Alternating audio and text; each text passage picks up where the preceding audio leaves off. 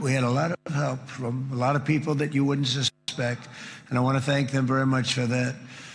It's an incredible triumph for Israel and the world to have all of these nations working together as partners in peace. And it's pretty unusual for you to see that, but it happened in this case. This was a very unusual point in time, a brilliant point in time. Generations from now, this will be remembered as the moment that everything began to change, and change very much for the better. Like the USA right now, it will be the golden age of Israel and the golden age of the Middle East. It's going to work together. I'd like to thank several great American patriots for their invaluable help in getting something done that almost everyone thought was absolutely impossible. We were wasting our time. So many people said, "You're just wasting your time." But we weren't, because we had talented people working with us, and we had people that loved your country, and frankly, people that loved the region. They loved the Middle East. I want to thank my friend Steve Witkoff.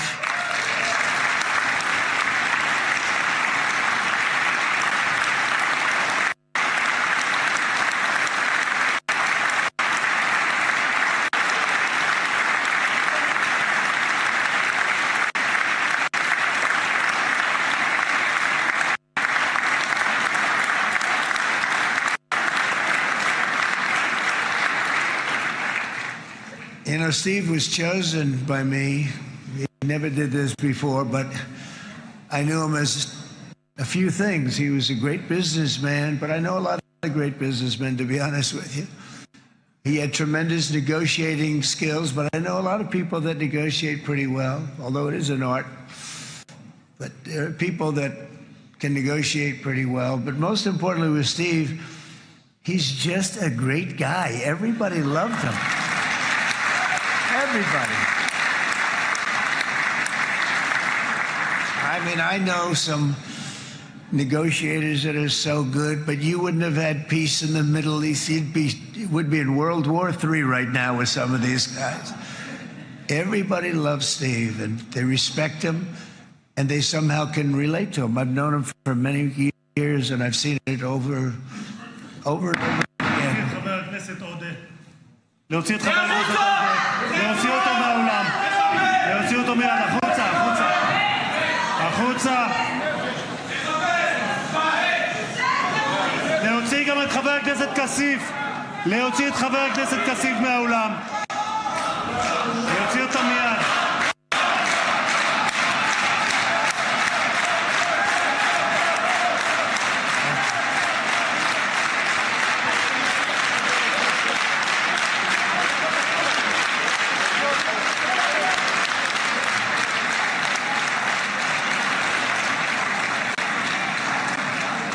Sorry for that, Mr. President. Thank you. Please.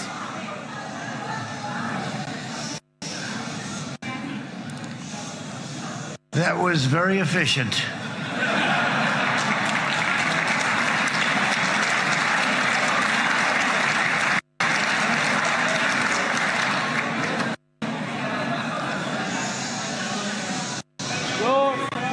So back to Steve. He's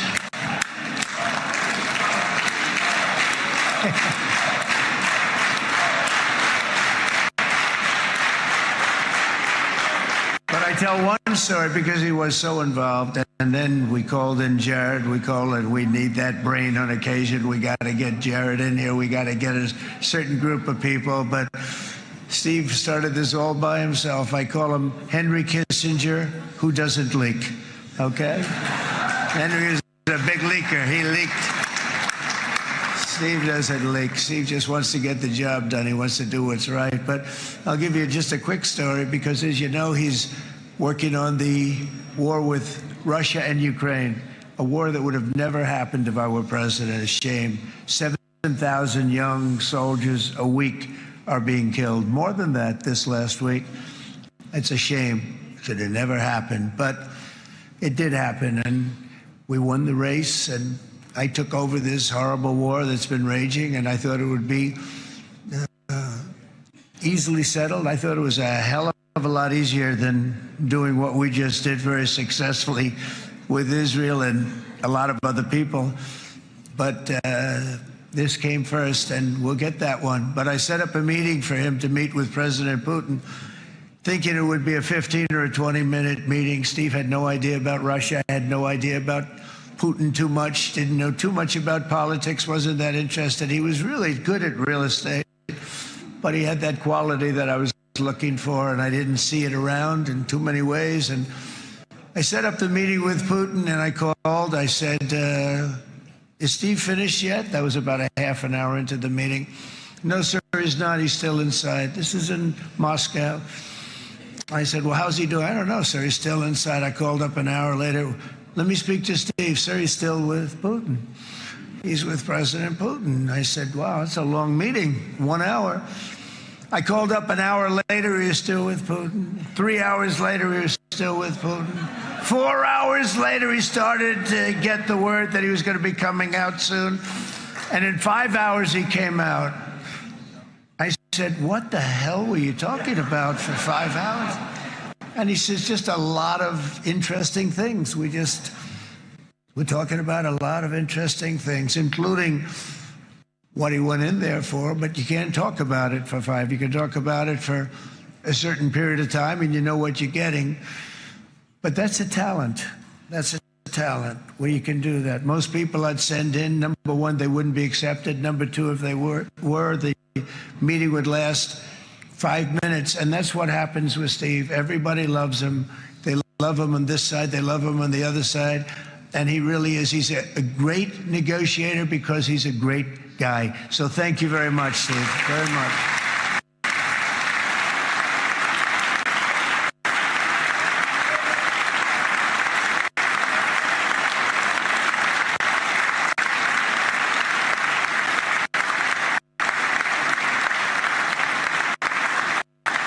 And let me also give a very special thanks to someone who truly loves Israel. In fact, loves it so much that my daughter converted. My daughter converted. I didn't know this was going to happen. And Ivanka's here.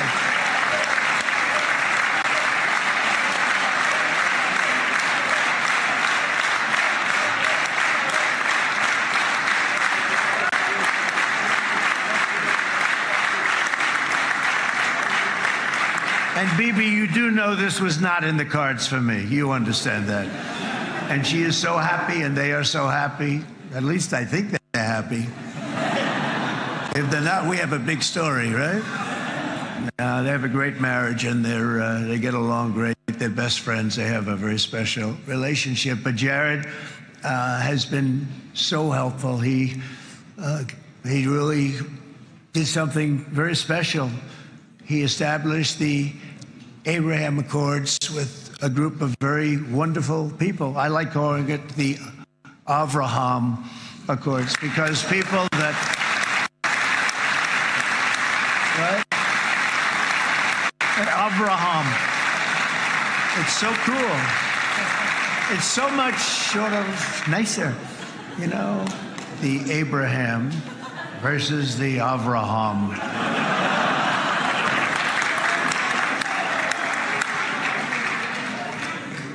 I just don't want to sound too sanctimonious when I do it, so, you know, I sort of split it up. This way we keep everybody happy. But we have some very great talent, and they have no excuses for anything that's taken place because we had some unbelievably good people working on this. And then you're going to add a man named Marco Rubio, who is also here.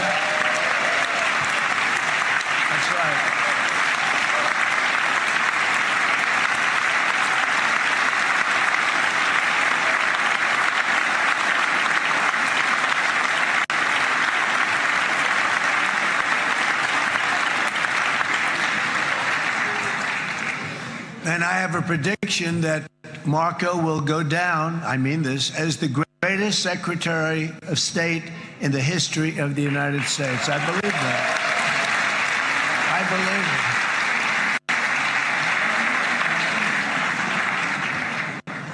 And he and I, we really fought it out.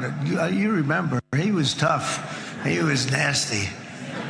Who the hell thought this was going to happen, Marco, right? And now I'm saying he's going to go down as the greatest. He will. He was always smart and sharp, and people respect him.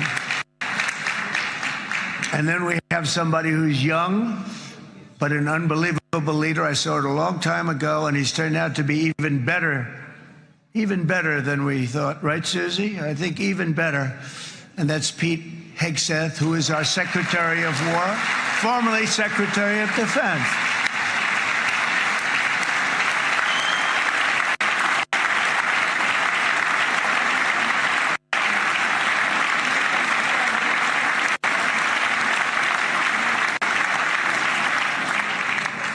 And as you know, we decisively won World War I. We decisively won World War II decisively. And everything in between and everything before it, we won everything. And then they had the brilliant idea of changing the name from war, it was war, to defense. And with that went a certain thinking. And we fought in a very politically correct way after that. We always had the strongest military, and now we have a stronger military than we've ever had before. Because of my first term, I've totally rebuilt the military, every aspect of it. But we have, if you think, we settled 8 wars in 8 months. I'm now including this one, by the way, if that's okay. They may say, well, that was quick, because yesterday I was saying 7, but now I can say 8. The hostages are back. The hostages are back.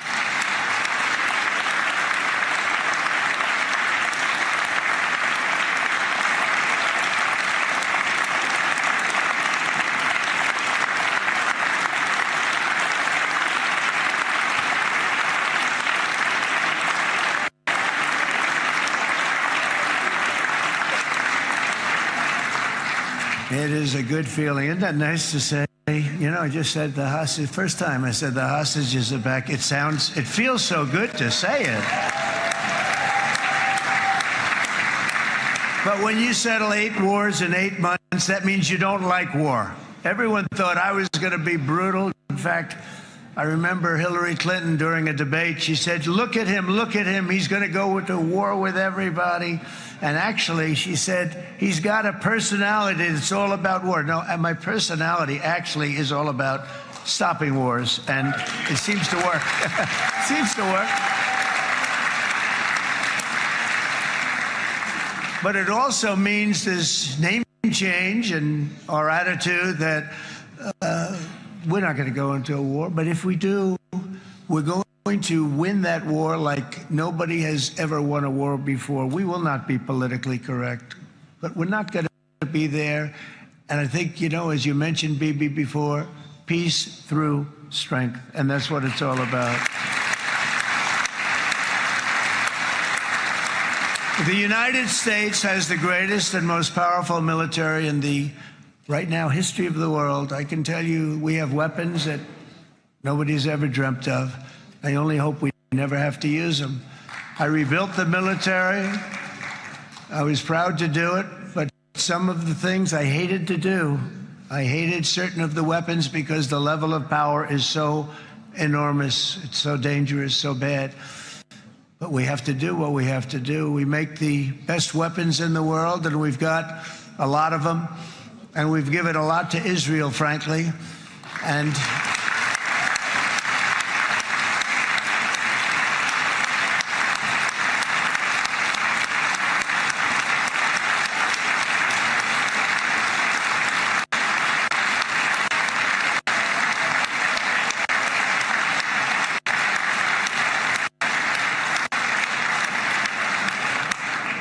I mean, Bibi would call me so many times, can you get me this weapon, that weapon, that weapon? Some of them I never heard of, Bibi, and I made them. But we'd get them here, wouldn't we? And they are the best. They are the best. But you used them well. It also takes people that know how to use them. And you obviously used them very well. But so many that Israel became strong and powerful, which ultimately led to peace. That's what led to peace. So as we celebrate today, let us remember how this nightmare of depravity and death all began. 2 years ago, on the eve of the Simchat Torah holiday, thousands of innocent Israeli civilians were attacked by terrorists, and one of the most evil and heinous desecrations of innocent life the world has ever seen, the worst slaughter of Jews since the Holocaust. The cruelty of October 7th struck to the core of humanity itself. Nobody could believe what they were witnessing. The United States of America grieved alongside you, and we mourned for our own citizens who were so viciously taken that day. And to all the families whose lives were forever changed by the atrocities of that day, and all of the people of Israel, please know that America joins you in those two everlasting vows: never forget and never again.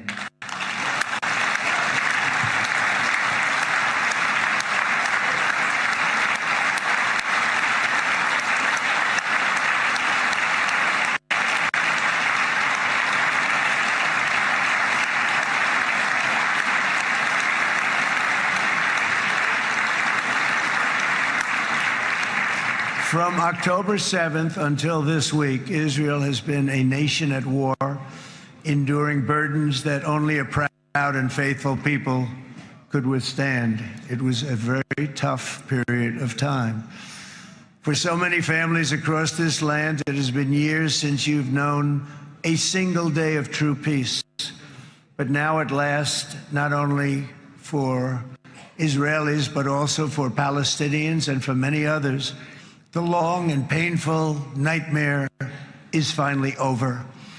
And as the dust settles, the smoke fades, the debris is removed, and the ashes cleaned from the air, the day that breaks on a region transformed, and a beautiful and much brighter future appears suddenly within your reach. This is now a very exciting time for Israel and for the entire Middle East, because all across the Middle East, the forces of chaos, terror, and ruin that have plagued the region for decades now stand weakened, isolated, and totally defeated. A new coalition of proud and responsible nations is emerging, and because of us, the enemies of all civilization are in retreat.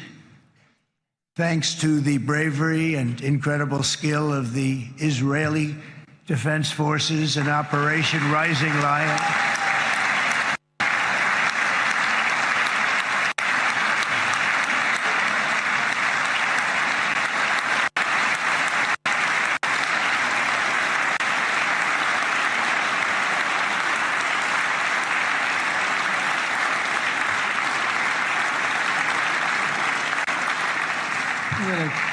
guy's central casting. Let's put him in a movie. Look at him. Great job. And my people loved working with you. Loved it. They worked so well together. But many of Iran's top terrorists, including nuclear scientists and commanders, have been extinguished from this earth.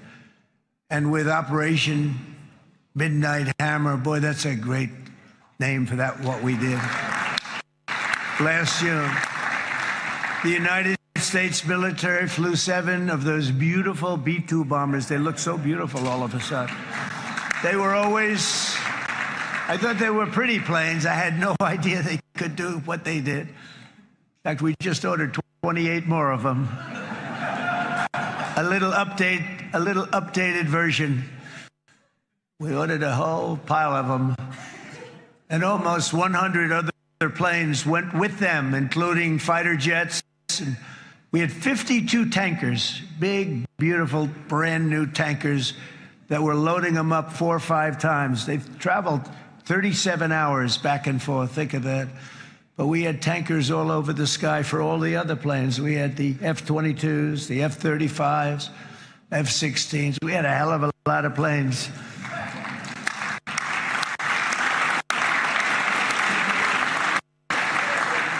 So we had 52 gas stations in the sky. That's what they call them. I'll tell you, I wouldn't want to be flying one of them. We have our great General Raisin Cain right here. General, stand up. This guy. What a general. Thank you.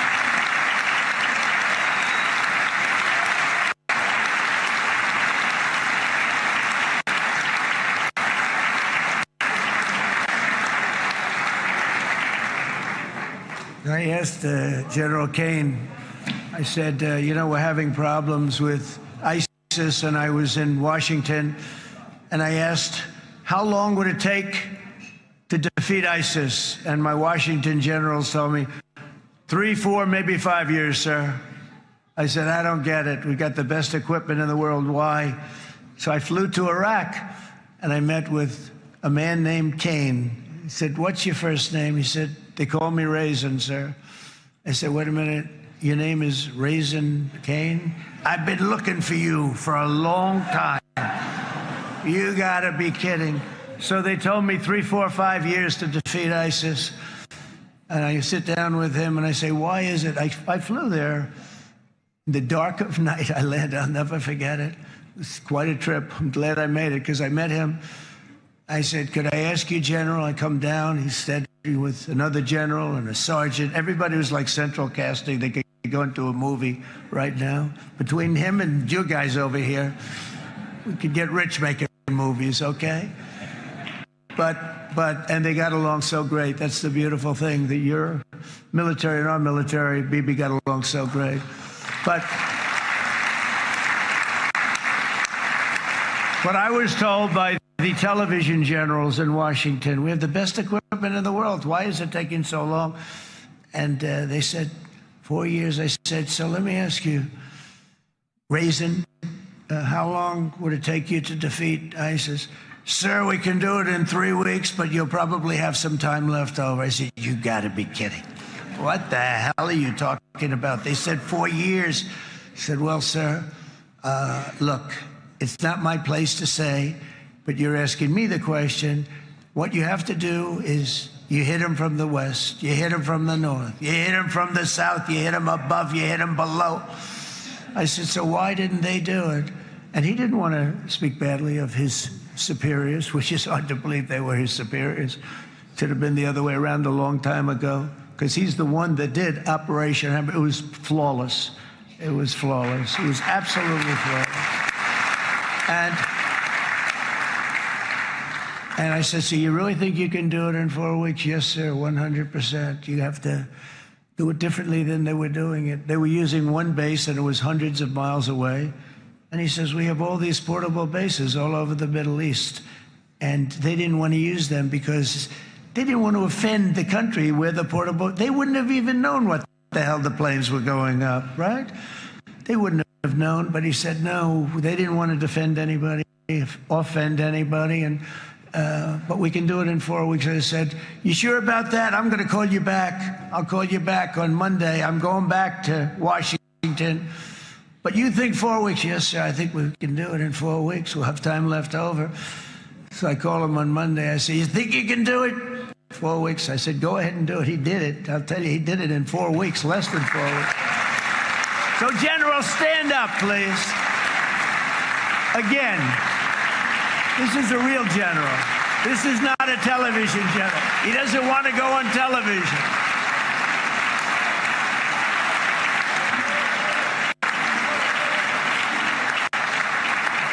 He doesn't want to go on television. I said the other guys love being on television. So we dropped 14 bombs on Iran's key nuclear facilities, totally, as I said originally, obliterating them. And that's been confirmed, and everybody understands it. Together we stopped the #1 state sponsor of terror from obtaining the world's most dangerous weapons. And if you think about it, if we didn't do that, and assuming we made the same deal that we have today, there'd be a dark cloud over this deal. And #1, it wouldn't happen because the other Arab and Muslim nations really wouldn't feel comfortable making the deal that we have now, right? if Iran had that nuclear weapon that they were about 2 months away from having. They would have had it in 2 months or maybe less than that. They were right at, this was our last shot. They looked at it for 22 years. This was our last shot. The pilots told me that. They said, 22 years, sir. They looked at it. Our predecessors looked, they studied it. 3 times a year would do drills on that exact attack. And boy, did they get it right. But let's assume they didn't, and let's assume there was large-scale nuclear weapons in the hands of Iran. We couldn't be here today. Even if we signed the deal, which we couldn't do because a lot of people would not want to have anything to do with it, we took a big cloud off of the Middle East and off of Israel.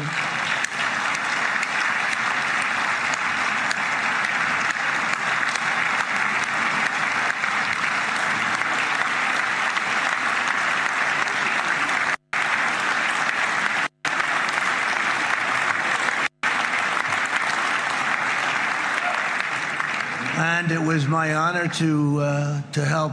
But isn't it true, though, that can you imagine the same, let's assume, Bibi, the same documents, we had everything the same, but you had somebody out there that was, in the opinion of everybody, all-powerful in the Middle East. They took a big hit, didn't they? Didn't they take a big hit? Boy, oh boy. They got hit from one side, from the other. And you know, it would be great if we could make a peace deal with them. And I think that's maybe, would you be happy with that? Wouldn't it be nice, I think? Because I think they want to. I think they're tired. Somebody said, sir, they're starting their nuclear program again. I said, let me tell you something. They're not starting anything. They want to survive. The last thing they want to do is start digging holes again in mountains that just got blown up. And they're not doing this. They want to survive, okay? But I think we have a chance. Steve, you, and I think Jared, come on, I'll call you back for another one. We always bring Jared when we want to get that deal closed. We bring Jared, but Steve, you and Jared and the General and Pete and Marco, you'll get that deal done easy. I think that'll be easy. But first we have to get Russia done. We got to get that one done. If you don't mind, Steve, let's focus on Russia first, all right? We'll get it done. In Lebanon, the dagger of Hezbollah, long aimed at Israel's throat, has been totally shattered. My administration is actively supporting the new president of Lebanon in his mission to permanently disarm Hezbollah's terror brigades. He's doing very well. And build a thriving state at peace with its neighbors. And you're very much in favor of that, I know. And good things are happening there, really good things. And with this week's ceasefire, we've achieved the most challenging breakthrough of them all. The most challenging breakthrough maybe ever. I mean, I've never seen anything like it. I've been involved in a lot of success. I have never seen anything like what's going on today all over the world. People are dancing in the streets, not just in Israel. They're dancing in the streets of countries that would have never danced in the street about what's happening today. They're dancing in those streets. So this long and difficult war has now ended. You know, some people say 3,000 years, some people say 500 years, whatever it is. It's the granddaddy of them all. And in an unprecedented achievement, virtually the entire region has endorsed the plan that Gaza will be immediately demilitarized, that Hamas will be disarmed, and Israel's security will no longer be threatened in any way, shape, or form.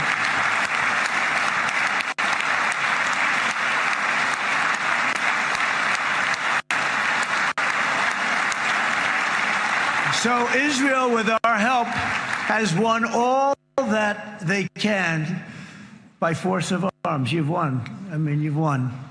Now it's time to translate these victories against terrorists on the battlefield into the ultimate prize of peace and prosperity for the entire Middle East. It's about time you were able to enjoy the fruits of your labor. Mr. Opposition Leader. I said he's a very nice opposition leader. I think, no, he's a nice man. Bibi, he's a nice man.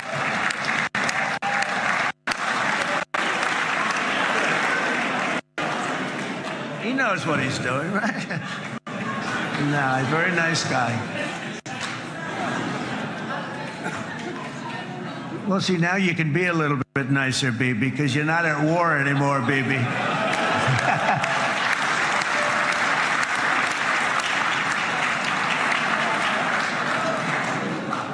But only by embracing the opportunities of this moment can we achieve our goal of ensuring that the horrors of recent years will never happen again. You don't want to have to go through this again.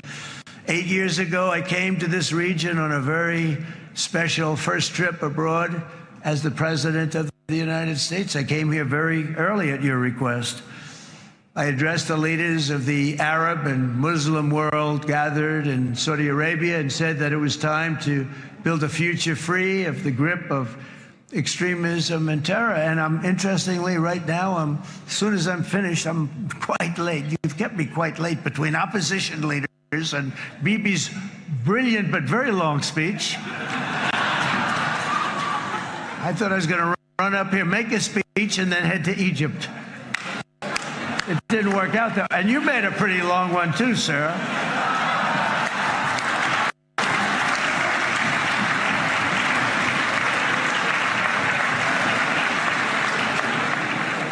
But I liked what you all said. It could be worse. Supposing on top of it, I didn't like what you said. That would be no good, Ron, would it?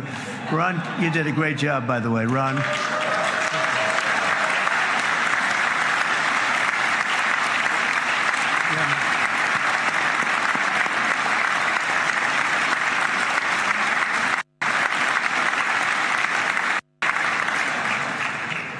So I'm going to be meeting, actually, in a little while, I'm going to be meeting with the most powerful, the richest nations, really, in the world. Although now, with the tariffs, the United States is by far the richest nation in the world, as you probably have been reading.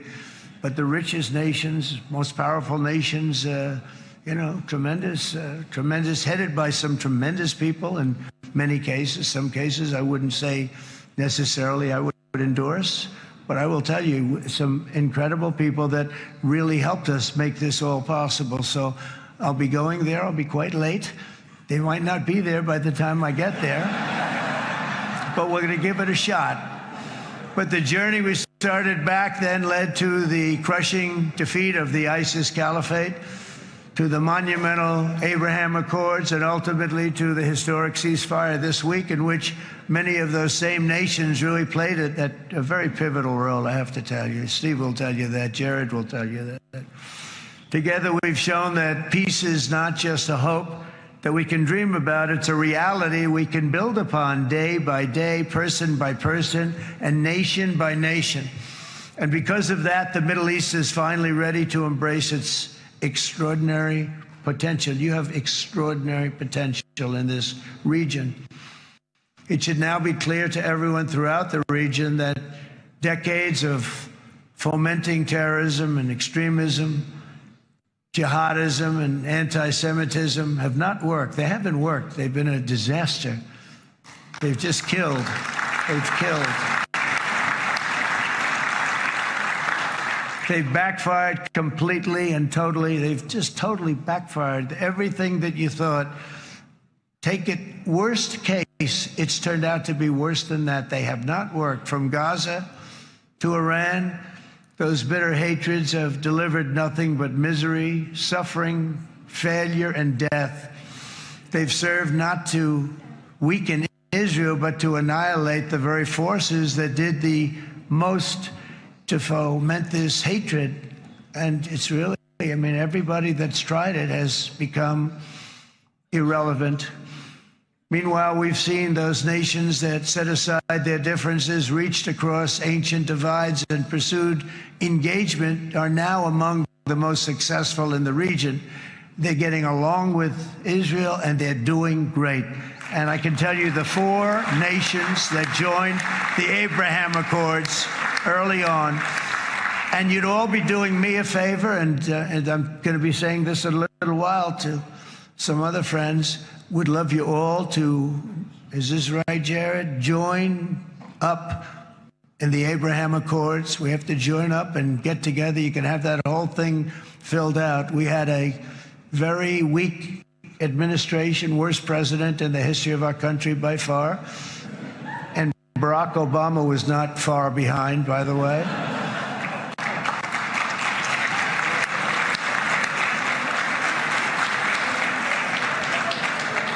And they did nothing with this incredible document, the Abraham Accords, but now you can fill them up. Now you have peace, you have people that really like Israel. I'll tell you what, and they like Israel a lot more today than they did even 5 weeks ago. Like, you've made a lot of, you've come back. You've come back strong, because it was getting to be a little nasty out there in the world, and ultimately the world wins. You can't beat the world.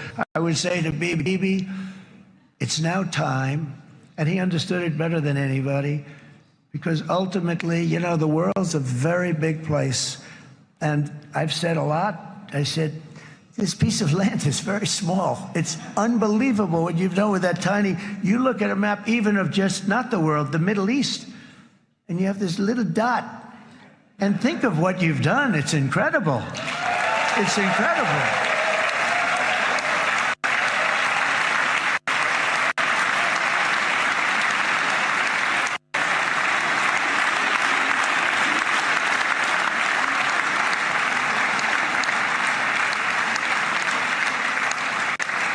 But the world is loving Israel again. And I said to people, you know, the world is big and it's strong. And Ron, ultimately, the world wins. And we don't have to worry about that now. But there was getting to be a period of time over the last few months, you know, the world wanted peace and Israel wanted peace. Everybody did. Everybody did. And what a victory it's been, right? What a victory it's been. If you would have gone on for 3, 4 more years, keep fighting, it was getting bad. It was getting heated. The timing of this is brilliant. And I said, Bibi, you're going to be remembered for this far more than if you kept this thing going, kill. It would be it would not be the same. And I just want to congratulate you for having the courage to say, that's it, we've won, and now let's enjoy our lives and let's rebuild Israel and make it stronger and bigger and better than it's ever been before. We're going to do that. Took a lot of guts. And the choice for Palestinians could not be more clear. This is their chance to turn forever from the path of terror and violence. It's been extreme, to exile the wicked forces of hate that are in their midst. And I think that's going to happen. I've met some people over the last couple of months that want to see it happen very much. And after tremendous pain and death and hardship, now is the time to concentrate on building their people up instead of trying to tear Israel down. We don't want that to happen again. And the total focus of Gazans must be on restoring the fundamentals of stability, safety, dignity, and economic development, so they can finally have the better life that their children really do deserve after all these decades of horror. I intend to be a partner in this effort, in the sense that we're going to help and we're going to do something that became unbelievably popular. Everybody wants to be on it. It's called the Board of Peace, okay? How about that? Is that a beautiful name? Like a board of peace.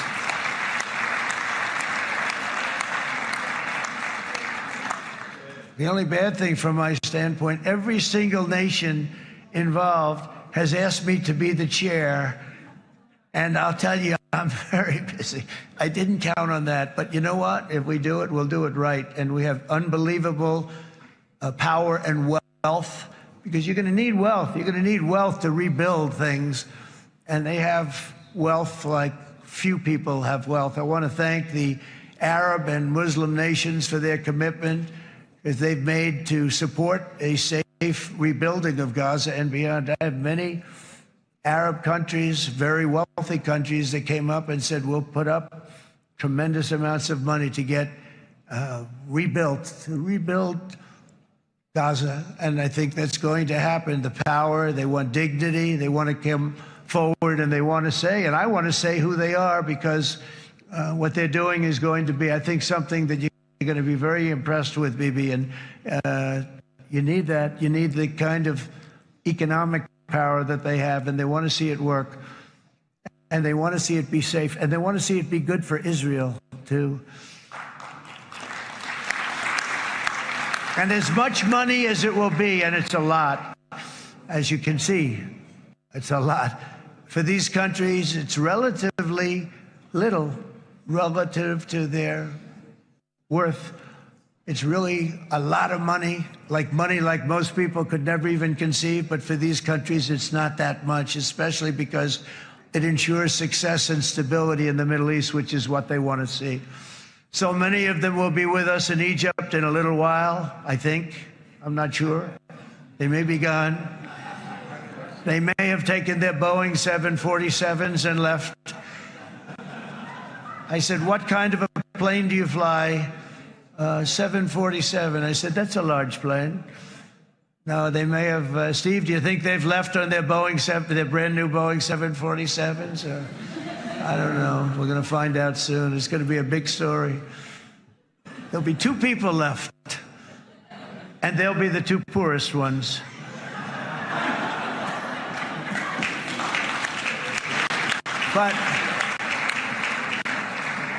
But it will be the wealthiest and most powerful group of nations. So the group that we have assembled, that's waiting for us, is the wealthiest and most powerful group ever assembled at one time. There has never been a group like this. And they're only looking for good. They want good. They're going to do good. And as those commitments are made, I'm going to let the world know who's doing it, because they really deserve to get the credit. And some of them probably won't want the credit, but they deserve it. It's more obvious than ever that the productive and responsible nations of this region should not be enemies or adversaries.